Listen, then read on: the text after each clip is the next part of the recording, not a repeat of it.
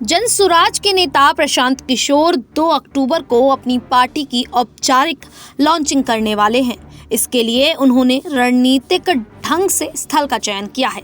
साल भर से ज्यादा वक्त तक चली उनकी यात्रा महात्मा गांधी की कर्मस्थली चंपारण से 2 अक्टूबर 2022 को शुरू हुई थी। इस साल 2 अक्टूबर को वे लोकतंत्र की जननी वैशाली में जनसुराज को बतौर पार्टी घोषित कर इसे पूरा करने वाले हैं। यात्रा के आरंभ और अंत के लिए प्रशांत किशोर ने जिन स्थलों का चयन किया उसका सांकेतिक महत्व है। चंपारण से महात्मा गांधी ने अंग्रेजों के खिलाफ आंदोलन शुरू किया। वो तो वैशाली गणराज्य दुनिया का पहला लोकतंत्र माना जाता है, लेकिन पीके के सामने लालू या नीतीश से ज्यादा जेके मायने रखता है। प्रशांत किशोर ने अब तक अपनी यात्रा में जो कुछ भी हासिल किया है वह उनके लिए उत्साहजनक है। राज्य भर में उन्होंने संगठित ढांचा खड़ा किया है। जनसुराजों की अच्छी खासी फौज भी खड़ी कर ली है। वे जातिवाद की राजनीति से जनसुराज राजनीति को अलग मानते हैं। वे राजनीति में परिवारवाद के खिलाफ है। पढ़े लिखे लोगों को राजनीति से जोड़ने के पक्षधर में है। बिहार के विकास का उनके पास ब्लूप्रिंट है। वे शराबबंदी को बेकार का निर्णय बताते हैं तो नीतीश कुमार की महत्वाकांक्षी योजना जमीन सर्वे को झगड़ा लगाने वाला बताते हैं। उन्हें नीतीश कुमार और लालू परिवार बिहार को बर्बाद करने वाला नजर आता है। वे पलायन रोकने के हसीन सपने भी दिखाते हैं। वे यह भी भरोसा दिखाते हैं कि गठजोड़ की राजनीति नहीं करेंगे। मसलन एक राजनीतिक दल जितने सारे इंतजाम अपनी कामयाबी के लिए करता है वे सारे काम प्रशांत किशोर कर रहे हैं। आपको बता दें कि प्रशांत किशोर के सामने जो बाधा प्रकट हो रही है वो है जेके यानी जातिवाद का कीड़ा।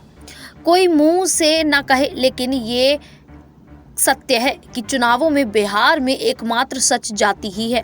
कड़वी सच्चाई भी यही है कि जिस सूबे में जातियों की गिनती है, जहां जाति के आधार पर MY और लव कुश समीकरण बनते हैं, कोई खुद को दलितों का नेता प्रोजेक्ट करता है तो कोई भूमिहार का, तो कई राजपूतों का। ऐसे में सवाल उठता है कि प्रशांत किशोर जातिवादी राजनीति को कैसे दूर कर पाएंगे। हालांकि वे सिर्फ जातिवाद की राजनीति से परहेज की बात करते हैं, लेकिन टिकट देने के लिए वे जाति का ही सहारा लेते हैं। वे कहते हैं कि विधानसभा चुनाव में 7 मुसलमानों को टिकट देंगे, महिलाओं को प्राथमिकता देंगे, दलितों को उनका वाजिब हक देंगे। बिहार में उनकी पार्टी का नेतृत्व कोई दलित ही करेगा। यह प्रशांत किशोर की राजनीति के विरोधाभासी संकेत है। प्रशांत किशोर कहते हैं कि जनसुराज किसी के साथ गठबंधन नहीं करेगा। वह बात हजम नहीं होती। देश में 1977 से ही गठबंधन की राजनीति चल रही है। पहले कई दलों ने मिलकर जनता पार्टी बनाई। 1977 में जनता पार्टी की सरकार भी बनी। तब से लेकर अब तक केंद्र में गठबंधन की ही राजनीति हो रही है। भाजपा ने इसे 2014 और 2019 के लोकसभा चुनावों में तोड़ने की कोशिश की, लेकिन 2024 में उसे भी गठबंधन की सरकार पर ही आश्रित होना पड़ा है। बिहार की बात करें तो 2005 से अब तक तो गठबंधन की ही सरकारें बनती हैं। नीतीश कुमार ने भाजपा के साथ लंबे समय तक बिहार में गठबंधन की सरकार चलाई, तो कुछ समय 2 मौकों पर उन्होंने महागठबंधन में शामिल दलों को लेकर सरकार बनाई। इसीलिए प्रशांत किशोर की बात गले नहीं उतरती कि बिना किसी गठबंधन के वे अपने बूथ सरकार बना भी लेंगे या नहीं।